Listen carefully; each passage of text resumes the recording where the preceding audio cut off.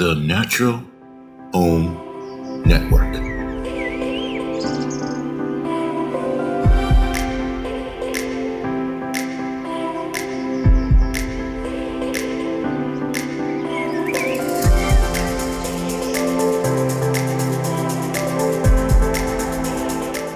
The Natural Home Network.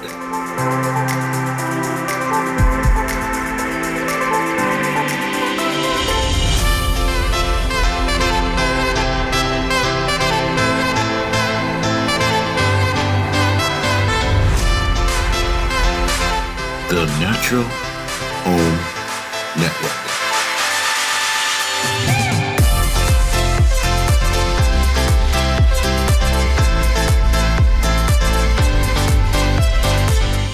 The Natural Home Network.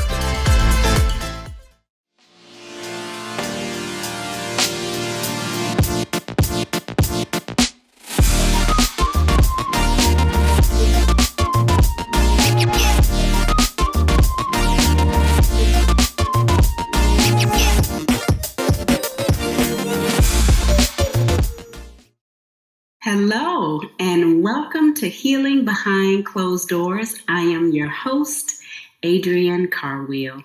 Tonight we have Jenita Lawal. She is a life design strategist who will join us in conversation tonight. Thank you for coming, Jenita. How are you? I'm wonderful. Thank you for inviting me. No problem at all. You know, I kind of just want to hop right into it right before we got on this call. All right, well, I'm glad that you're fine with it. Right before we got on this call, I was talking to my daughter, and she typically, in her teenage way, is like, "Hey, Mom, what's next for your show? Or who are you talking to?" And I said, "Well, I'm talking to Miss Jenita." And she said, "Well, what's the episode title?" She's very interested in like technology, and she's very interested she thinks she's the next YouTube sensation. And I'm going to let her go with that, you know. It was ironic that tonight's episode is entitled, "Don't Ask Me What I Want to Be When I Grow Up." And my daughter said, "Mom, that's so right." I said, "I got it from Miss Jenita," because we were talking about just so many things in preparation for the show. And she said, "Mom, you could do it right now. It doesn't have to be later." So I really wanted to open up with that premise of being a life design strategist and how we got here. Like, who told us that we needed to follow this prescription that said, work until you retire within these little confines, twice as hard as our peers as Black women, only to be left unfulfilled? So where do you think women get that premise from, that we should follow this prescription of how to be, particularly professionally? Yeah, I think I will say that for Black women in particular, Black people in particular, part of it is the history, right? Because you go from not being permitted, right, to have certain jobs, to be in certain circles, and you are almost looking over the fence, right, at people who are owning businesses and being doctors and having homes and these other things. And so when you are able to, I guess, join the game, you follow what you thought was the script. Get your education. That's the way, go to college, because then you can get a good job, and you get a good job and you work that good job for 20 years because that's stable income, and you buy the house. Like, so it's like the American dream. But then I think for Black people, it's that respectability dream too, So, and then I will say for me, one of the things that drove me as a single mom, as a Black woman, was I refused to be a statistic. I refuse to be your statistic. I refuse to have my children be your statistic. And so me buying a home was really driven from proving, right? Me getting my MBA was driven from proving. Me, even in corporate America, like wearing all the hats and excelling at everything was really about proving, you know? So. Yeah. Where does proving get you? It gets you sitting at midnight going, what am I doing? You know? Yeah. I remember, and I will say, for me, mentors and these people who have popped up in my path have been instrumental, because my mentor back in my corporate days, I was in this program called Aspire, and it was for leaders sort of emerging leaders in the company, right? And across the company, it was an international company, they chose 60 people. I was the only Black person. And I remember I contacted HR and I was like, am I the token? I said straight up, am I the token? I was straight up, like, because I was like, if that's the case, I don't want it. She's like, no, blah, blah, blah. And she explained, no, you earned it, blah, blah, blah. And so my thinking was I was going to do what I had to do to be promoted within this company, right? And the mentor that they assigned to me, which I love him, I respected him anyway. Like, he's someone I already looked up to. But he said to me, create your own opportunity. What is it that you do, right? And create your own opportunity around that. Don't try to be this, don't try to be that, but what do you do and create an opportunity? And that was freeing for me, you know, because I started doing things that I actually cared about. Like, one, I started a book club. I started these workshops. And so like personal development was a big part of that. And as I'm hosting these workshops for people, I'm also feeding myself, right? Because one of them was Strength Finders. And that was, I love that. Yeah. What are your top 5, if you don't mind me asking, if you remember? Intellection, which I was like, what is that even? But yeah, intellection is so true. Developer. Me too. Learner. Perpetual learner, right? Yeah. Developer, learner, intellection. I know the other ones because it had me really rethinking. I got to go back and look. But I know it's intellection, developer, learner, positivity, actually, I think is one of them. And I have to go back and find the 5th. I haven't looked at them in so long, but when I discovered them, that was sort of the beginning of the end of corporate life for me. Because I realized the things that I love to do and that I naturally like, it wasn't something that would be supported in my corporate role. So it was sort of the beginning of the break for me. It sounds like a good break, and it sounds like the beginning of your career. You were designing your own life and your own strategy back then when you didn't even know that was something that you needed to do, the fulfillment.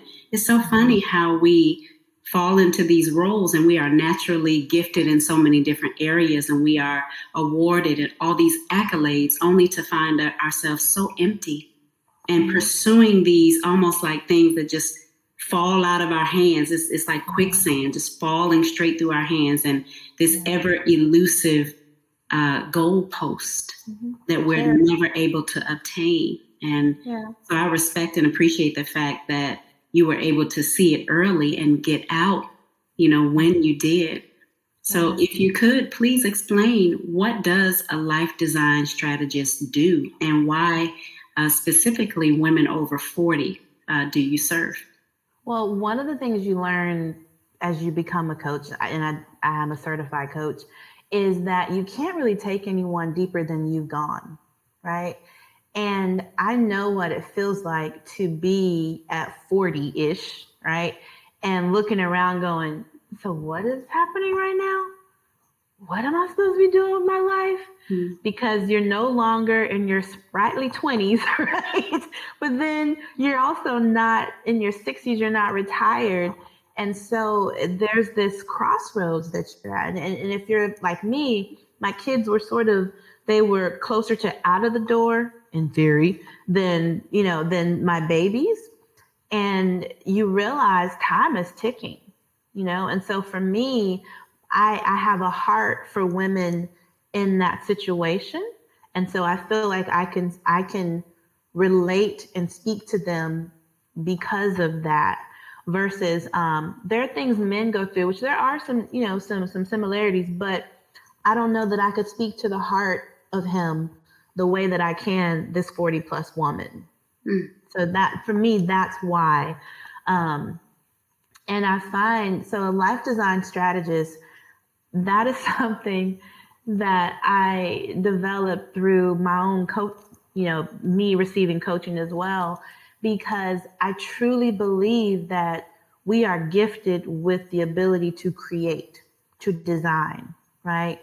And if you're willing to take up the responsibility, you can design your life, and you want to be strategic in how you do that. And so my goal is to help women 40 plus to look at their lives and begin to create the design that they want to live by and understand the why behind it. I'm really big on getting to root, not just the surface stuff.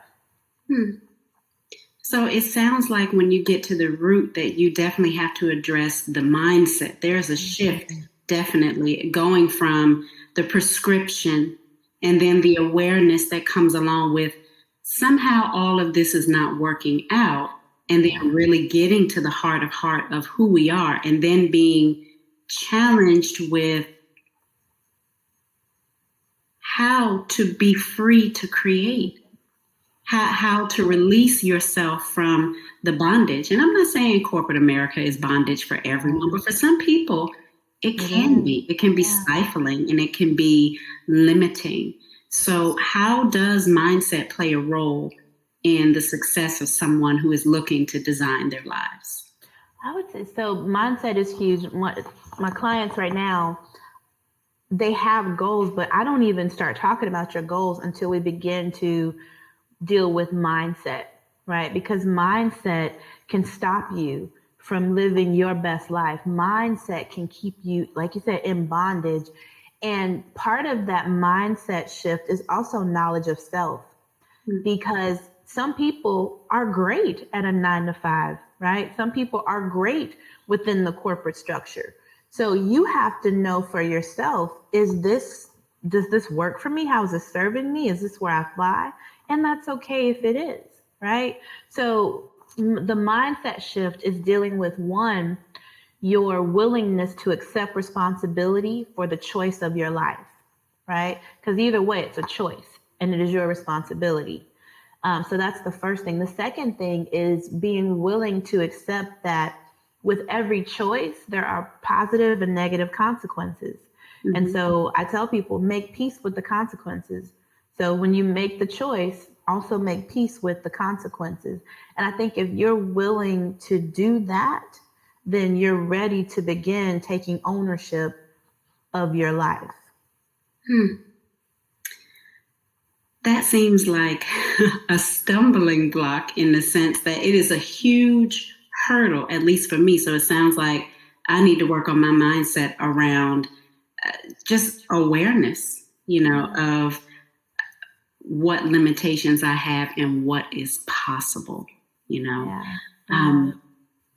I think even in particular, some people have personal tragedy, or they have, situations in their lives where they are limited, like practically. We can talk all day long about living our best lives. And, for people who are watching, like, okay, Jenita, this is fine. We can talk about this in theory, but how do you teach people to overcome tragedy and create steps to respond to life rather than react to what's going on? I don't make light of the trauma that anyone's experienced. I don't make light of that, but part of that journey is I won't say making peace, but understanding that you may never get over it, as people say, right? Or even overcome it, but it's learning how to live with it as part of your life, right? Honoring when those moments come up, but also being knowing the tools to get yourself through the moment, right? Because you do want to honor. But my grandfather passed oh my goodness, now it's been a long time, but there are still moments when this feeling just comes up, or there's something my son does and it just reminds me so much of my grandpa. And there's this sadness that comes, this longing. So I feel it. I feel the feeling, right? And I honor his memory. And what I've started doing is when that comes up, I share with my boys about the moment, and I share with them about their grandfather, right? That's a great connection. Yeah. So then it moves from being this sadness to this gem almost. Like, let me tell you about your grandpa, your great grandpa, rather, you know? So it's, I don't make light of anyone's trauma, and it is a journey that will take time, but it's learning how to allow yourself to feel the feeling, but then learn the tools to move yourself forward so that you don't get stuck. Because I think what can happen a lot of times is people get stuck in the feeling, and don't know how to move forward. So, yeah. And I will say, the practicality part of it, you're right. Because for some people, like, for example, the life that I live, I'm able to work online and do everything virtually.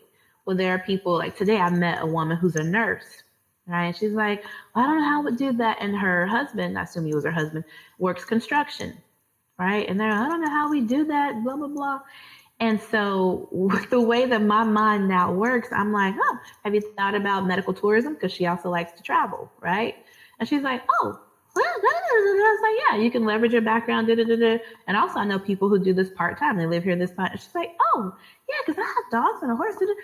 So it's, what happens is when you stop focusing on all the limitations and you begin to understand possibility is endless, right?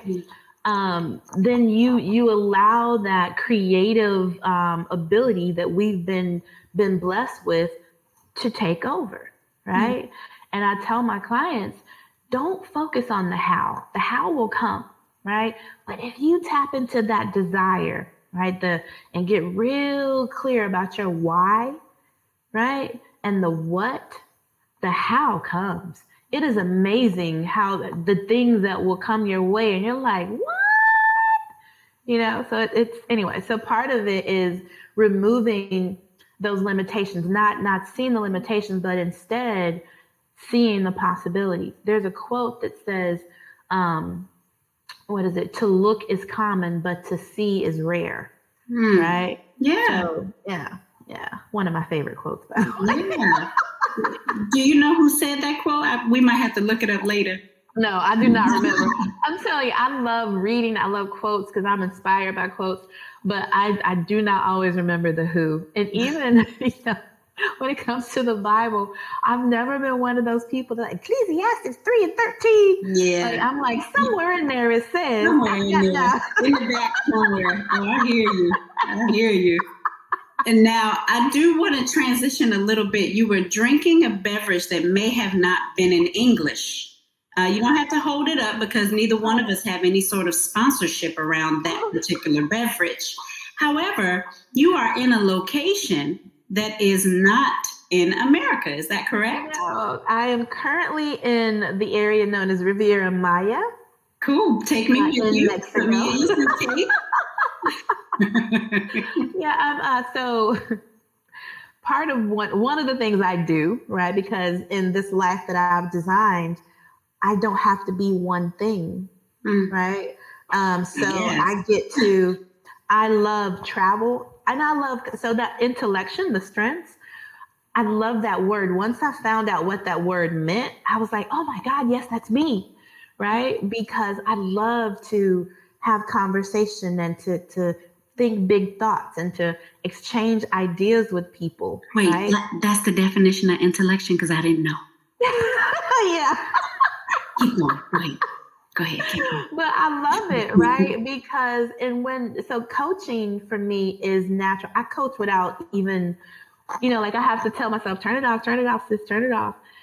So coaching is a love, right? And then travel is a love, and writing is a love. And I kind of have a thing for photography, right? So if you go to my site, I have a page called I Am, and it has my travel business, my coaching business, my photography that I put out there, and it has some of my writing. And what I love about the life I've designed is that I get to touch all of those things, you know? Yeah. I get to do all of those things. It's not like growing up and they're like, what do you want to be when you grow up? And you're like, a lawyer, and you're stuck with that. Like for Yeah, like and all the 10 years. student loans that come along with it too. All the debt and all the heartache. It's a lot of attorneys not working these days. Yeah, and you know, when you realize how much doctors pay in student loans and how long they go through like residency and all those things, and you know, kudos to them. Mhm. But the beautiful thing about the life that I've designed and what I've witnessed from others living abroad is that you can create multiple streams, right, of income based off of, I won't say your passion, because you know that whole work in your passion, everything's not going to be a passion. There are some parts to it that are not, but you do have to like what you do. You do have to, there has to be some connection to what you do.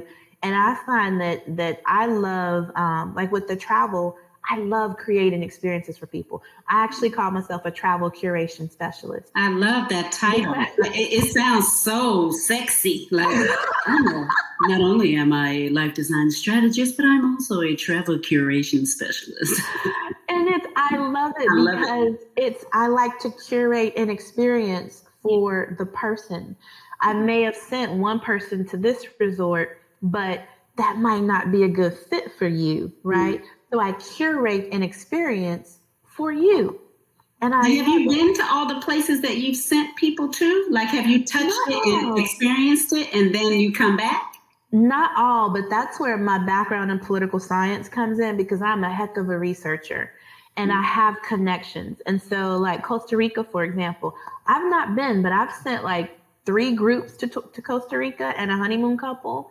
And it's because, one, I do very good research and I have resources. As a travel advisor, you have what's called destination specialists at your disposal. So you're not working alone. So I can tap into my destination specialist. And then I also sort of researching for Costa Rica, I found a private driver who became my like go-to.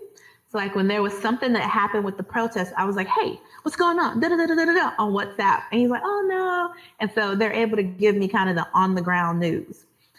Same thing in Jamaica. I have 2 guys that I keep in touch with, and they're my like, cause I was looking at a resort and it looked great online, but I'm like, hey, what do you know about this one? He's like, no, sis.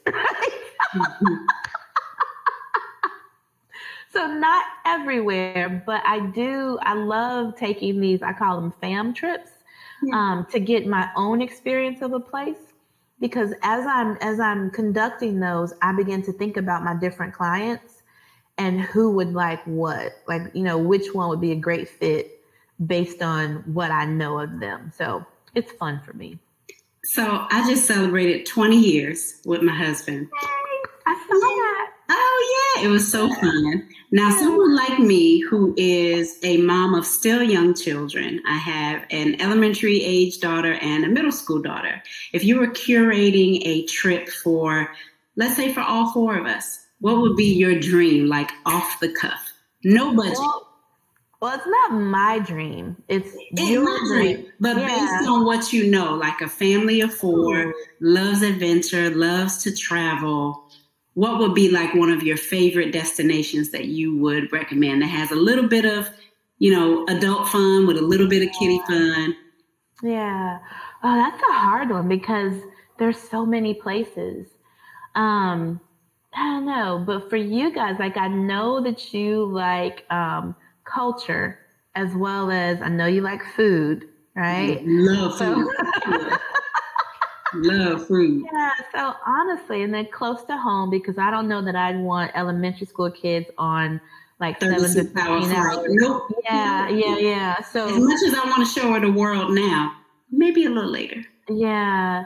So honestly, there are, beaches in Jamaica is a really great one. It's a family resort, but it's also like they have good food and it's in the grill, which I love. So like 7 Mile Beach is beautiful.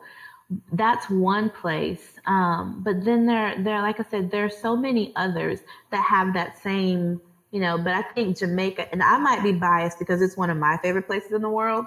Okay, I was going to ask where your favorite place was. Jamaica. Okay. We went to Negril for our honeymoon and we loved it. We jumped off the cliffs and did all that. And we said every time we go somewhere, we want to bring our children back. Jamaica, I think to me, it has something for everyone. Like there's culture. There's a place called Zimbali. I love it because when I went, I'm watching the guy, he cuts the grass with a machete. Okay. Wow. And the property is owned by the family, right? And it's in the mountains. So the food that they make, it's from what they've grown, right, on that farm. And I remember they created this bamboo bench. I laid on the bamboo bench and just looked up into the jungle. Like I love Jamaica. So you have that experience. And then you have, the experience of like Blue Hole and zip lining if you want that. And then you could go, and there's a restaurant called Just Natural up on the West End. And these two women who felt like aunties to me, like seriously. And I hear Lennox Lewis, it's one of his favorite places to go, but it's a restaurant that's built in the woods. And so as you're walking along, there's this table, this lovely little table, and they come find you and serve the food. And like, it's just unique. So I love Jamaica. I actually just left this interview and went in my head and like pictured myself on this bamboo bench eating whatever they made off the land. So you got me sold, sis. It is one of my favorite places, honestly. Jamaica, Paris, New Orleans.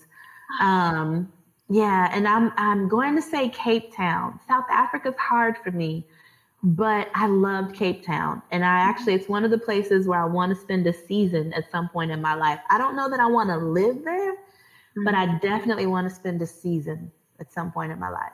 I love talking to you because what you say is so matter of fact. You don't say, I'm the sort of person that says, maybe one day. But when I talk to you, you don't say that. You definitively say, I'm going to, I get to.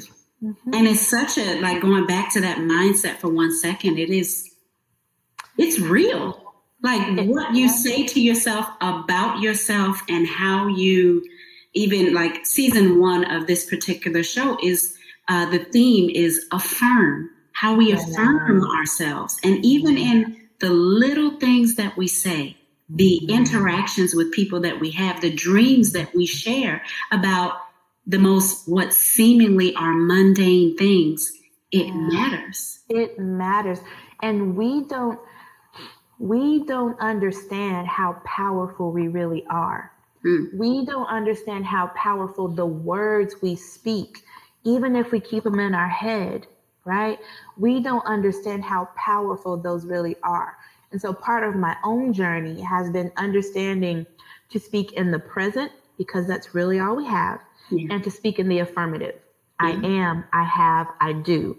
When I create affirmations, or if I'm just, if I'm having one of those days when I'm not thinking and it's not clear, I just sit and I write, I am, I have, like I do. And it's the affirmative, and what that does is it removes something from being this wishy-washy, confusing thing to, they say the universe or God, like, for me, that's God, right? And that scripture about being lukewarm, right? When you're lukewarm about something, you don't really want it. But when you can say affirmatively, I am an investor, it is done, right? And so you speak it in the affirmative and you tie it to that desire. And what ends up happening is, because sometimes, and I'll give you an example. I wrote out my definitive chief aim, or definite chief aim. If you read Think and Grow Rich, you know what I'm talking about. So I wrote it out and it scared me. My dream scared me. Okay. And so I had a meeting with myself and I said, self, you have a belief problem, right? I can see it. The vision is clear. I can see it. I have a belief problem, or had, right? And so I said, okay. Tune in next time for our episode of Healing Habits at Home with Adrienne Carwheel, Wednesdays at 5:30 Eastern Time, right here on KP Media TV.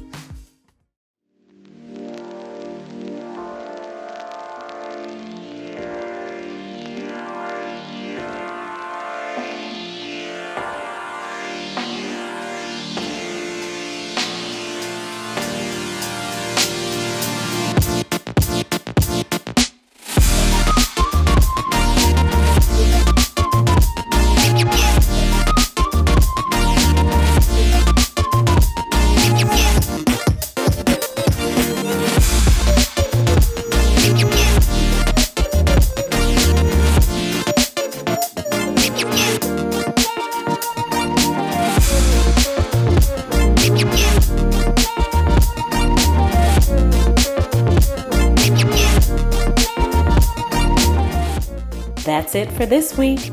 Join us again next Wednesday for Healing Habits at Home with Adrienne Carwheel.